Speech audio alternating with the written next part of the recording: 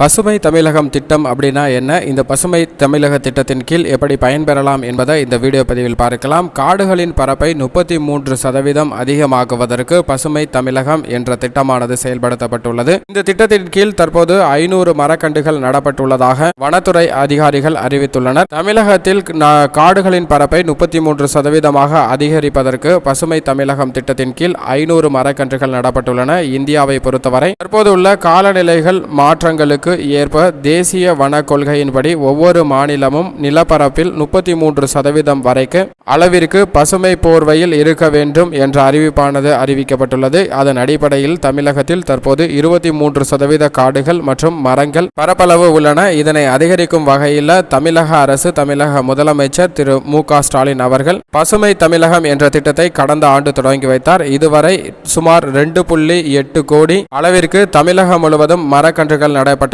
இதனை விரிவுபடுத்தும் விதமாக பல்வேறு வகையான மரங்கள் நடுவதற்கு விழிப்புணர்வு ஏற்படுத்தக்கூடிய வகையில் பல்வேறு நிகழ்ச்சிகள் நடத்தப்படுகின்றன. இந்த நிலையில் சென்னையில் மலனியில் இன்ஸ்டிடியூட் ஆஃப் பெட்ரோகெமிக்கல் டிபார்ட்மெண்ட் கீழ் நடத்தப்பட்ட திட்டத்தின்படி பசுமை நாடு இயக்கத்தின் தன்னார்வலர்கள் மூலம் இந்த நிகழ்ச்சியானது ஏற்பாடு செய்யப்பட்டது. இந்த நிகழ்ச்சியில் 500க்கும் மேற்பட்ட மரக்கன்றுகள் நடப்பட்டன. இதுபோன்று தமிழகம் முழுவதும் பல்வேறு வகையான நிகழ்ச்சிகள் நடைபெற வேண்டும் என்ற விழிப்புணர்வுடன் இந்த நிகழ்ச்சியானது நடத்தப்பட்டுள்ளது. தமிழகத்தின் பசுமை அதிகப்படுத்துவதே இந்த திட்டத்தின் முக்கியமான நோக்கமாக பார்க்கப்படுகிறது. காடுகளின் பரப்பளவை 33% வரை அதிகரிக்க வேண்டும். அதற்காக பல்வேறு வகையில் இந்த திட்டமானது செயல்படுத்தப்படுகிறது. இந்த திட்டத்தின் கீழ் மரக்கன்றுகளை இலவசமாக பயன்பெறவும் தமிழக அரசு பல்வேறு விதமான நடவடிக்கைகளை எடுத்து வருகின்றன. மரக்கன்றுகளை இலவசமாக பெறுவதற்கு அபிஷியல் இணையதளத்தில் பதிவு செய்து பயன்பெறலாம் அப்படிங்கிறதையும் தெரிவிச்சிருக்காங்க.